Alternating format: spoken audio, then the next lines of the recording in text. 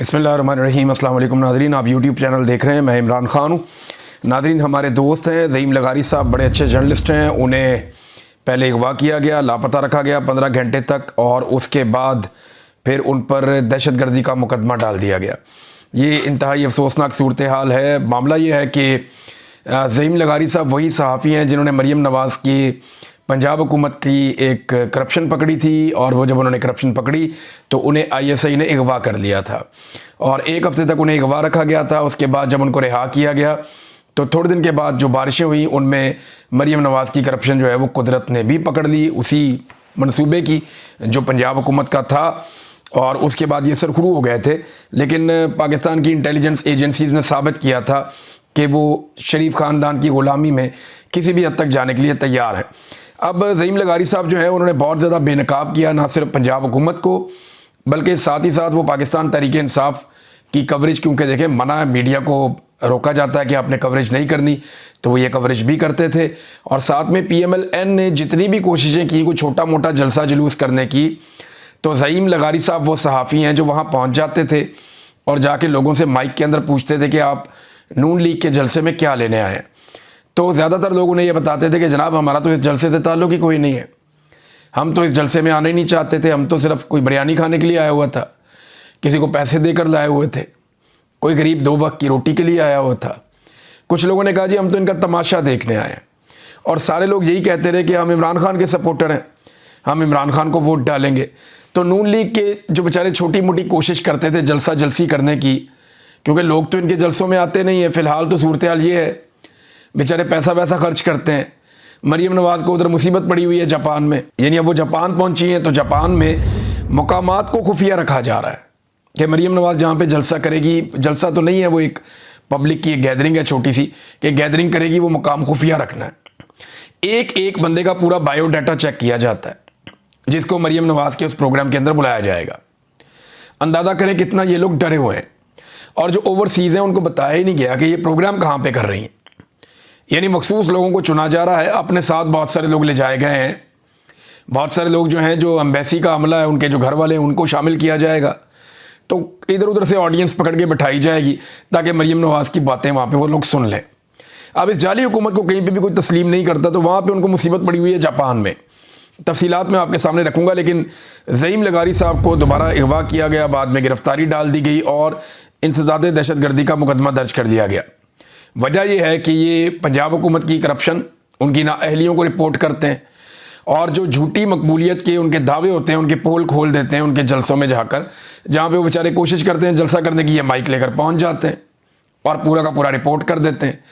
इसकी वजह से PMLN को बहुत तकलीफ है, और जब PMLN को तकलीफ होती है, मरीम नवाज़ को तकलीफ होती है, तो पाकिस्तान की इंटेलिजेंस एजेंसीज़ को तकलीफ होती है, और फिर इस आदमी के खिलाफ दोबारा कार्रवाई की गई।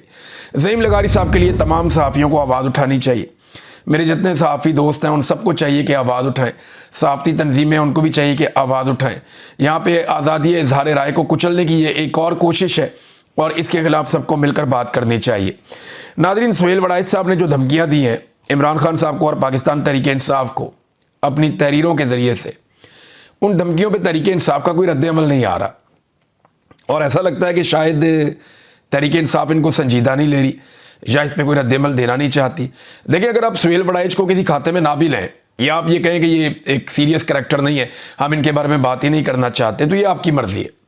लेकिन देखिए, सुहेल वड़ाइच ने जिनसे मुलाकात की वो तो पाकिस्तान के आर्मी चीफ हैं, वो तो पाकिस्तान के फील्ड मार्शल हैं, और इस वक्त मुल्क के स्याह और सफ़ेद के मालिक हैं। बल्कि हमेशा से ये फ़ौजी सरबराह जो है वही पाकिस्तान के स्याह और सफ़ेद के मालिक रहते हैं। लिहाजा ये जो फौजी सरबराह ने उनसे मुलाकात की और फिर सुहेल वड़ाइच साहब ने उनकी ख्वाहिशात को या उनकी बातों को अपने कॉलम के अंदर लिख दिया, तो अब सुहेल वड़ाइच साहब के मामले को पाकिस्तान तहरीक इंसाफ को संजीदा लेना चाहिए था। और ऐसे मौके पर जब साले जाफ़र साहब ने भी एक दावा कर दिया, ये साले जाफ़र वही सहाफ़ी हैं जो सियासतदानों के कमरों से जिनसी अद्वियात भी निकाल लाते हैं डिक्टेटर्स के कहने पर या उनके अदवार में, और ये मरीम नवाज़ की कपड़ों की तारीफ भी बहुत करते थे गैर मुल्की दौरों में। तो ये हमेशा से एक लाइन लेते हैं। तो अभी जो है साले जाफ़र साहब के बकौल पाकिस्तान तहरीक इंसाफ की क़यादत सच्चे दिल से माफ़ी पर गौर कर रही है। मुझे समझ नहीं आती कि ये सच्चे दिल क्या है, ये सच्चे दिल की माफ़ी क्या होती है, और ये कैसे, पैरामीटर क्या है, पता कैसे चलेगा कि सच्चे दिल से या झूठे दिल से? ये तो बात समझ नहीं आती। लेकिन 3 चीज़ें जो है ना वो सुहेल बड़ाई साहब के कॉलम से निकलती हैं या उनकी तहरीरों से निकलती हैं, जिन्हें पाकिस्तान तहरीक इंसाफ को संजीदा लेना चाहिए, क्योंकि उन्होंने फील्ड मार्शल से मुलाकात की बाकायदा यूरोप जाके, ब्रसल्स में। अब बल्कि तस्वीर भी उन्होंने जारी की है, वहां जाके मुलाकात की। उसके बाद उन्होंने ऐसी बातें की जिन पे पाकिस्तान तहरीक इंसाफ को नोटिस लेके बात करनी चाहिए। नंबर 1, ये जान से मारने की धमकियां हैं। इसमें जुल्फिकार दी भुट्टो का जिक्र है, तारा मसीह का जिक्र है जिसने फांसी दी थी, या कोई सानिया हो जाएगा इसका जिक्र है। तो ये एक तरह की धमकियां हैं। एक तो धमकियां दी जा रही हैं, और बहुत सारे जो जर्नलिस्ट हैं वो ये कह रहे हैं कि जो पुराने टाउट्स हैं शायद वो कामयाब नहीं हुए, तो अब सुहेल बड़ाई जैसे सीनियर आदमी को एक मौका दिया गया है कि आप डराएं और धमकाएं, शायद ये फॉर्मूला काम कर जाए। दूसरा, आसिम मुनीर साहब से मुलाकात के बाद कहा गया जो भी उनकी तरफ से कहा गया, उससे पहले उन्होंने जो बातें की वो थोड़ी मुख्तलिफ थी। लेकिन ये जो जान से मारने की धमकियां, ये आर्मी चीफ से मुलाकात के बाद हैं, तो तहरीक इंसाफ को संजीदा लेना चाहिए।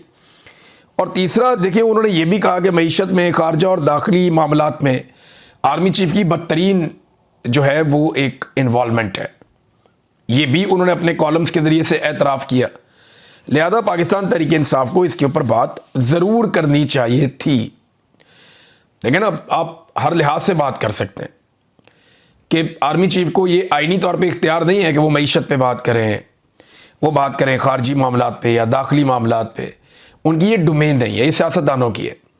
और अगर वो ये कर रहे हैं तो इस पर अपोजिशन ही तनकीद करेगी ना, तो अपोजिशन इस पर बात ही नहीं करती। और मैं हैरान हूँ पाकिस्तान के उलमा इकराम पे, यानी मौलवी हजरात से मेरा ये सवाल है कि मौलवी साहिबान, यानी आपको होश नहीं आ रही? सुहेल बड़ाई साहब ने अपने कॉलम में लिखकर बताया, हर छोटी छोटी चीज़ पे आप जाग जाते हैं, इद्दत वाले केस पे आपको होश नहीं आती। पाकिस्तान के मौलवियों को छोटी छोटी चीज़ों के ऊपर आप उछलना शुरू हो जाते हैं। अब मुझे ये बताएं कि अल्लाह ताला ने फरिश्तों को कहा कि आदम अलैहिस्सलाम को सजदा करो, और पाकिस्तान की एस्टेब्लिशमेंट ने इमरान खान को कहा कि माफ़ी मांग लो। अब ये मिसाल देने का तुक क्या है? यानी क्या पाकिस्तान की एस्टेब्लिशमेंट खुद को खुदा समझना शुरू हो गई है, और इमरान खान को इबलीस साबित करने के लिए ये अब कुरान पाक का ये वाला हवाला पेश करेंगे? और जिन लोगों ने माफ़ी मांग ली, क्या वो सारे फरिश्ते साबित हो गए हैं? यानी जरदारी और नवाज शरीफ, क्योंकि इन्होंने माफिया मांग के बूट पॉलिश किए हुए हैं, तो क्या ये फरिश्ते हैं अब? तो एस्टेब्लिशमेंट खुद को खुदा क्लेम कर रही है। इसके ऊपर कोई पाकिस्तान के मौलवियों ने बात की? बिल्कुल खामोश है, कोई बात ही नहीं करता। हाँ, ये ज़रूर है कि फजल रहमान साहब की जमात के कुछ लोगों को बड़ा गुस्सा है इस्लामाबाद में मसाजिद के मामले को लेकर, क्योंकि ये ज़्यादातर मसाजिद जो है वो ज़िया उल हक साहब के दौर में बनी है और फजल रहमान साहब की जमात और उनके फ़िरके से मुताल्लिक है। तो ये उनकी एक स्ट्रेंथ है कि इन मसाजिद में, इन मदारिस में वो बच्चे हैं जो उनके एहतजाज वगैरह में भी आते हैं, और वो उनकी एक वाबस्तगी भी है इन मदारिस और मसाजिद के साथ, एक दिली वाबस्तगी भी हो जाती है ना।